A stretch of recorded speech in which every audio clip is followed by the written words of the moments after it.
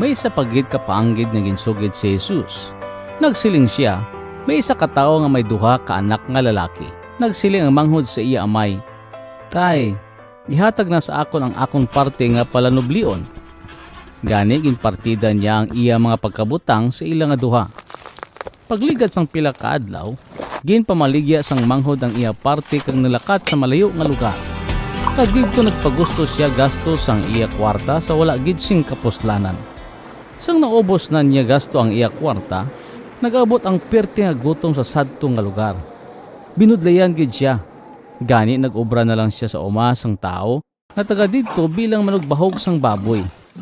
Kung kaisa gusto niya nga magkaon sang kalanon sang baboy, agud mauli-ulian ang iya kagutom.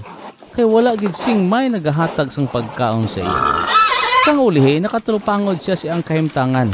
Nadumduman niya nga dito sa ila pag gusto sa pagkaon ang mga trabahador sang iyang amay. Pero siya daw mapatay na sa gutom. Maayo pa mapauli na lang ko dito sa kay tatay kag magsiling sa iya, "Tay, nakasala ako sa Dios kag sa imo. Karon hindi na ako takos nga tawgon nga imo anak. Kabiga na lang ako nga isa sang imo mga trabahador."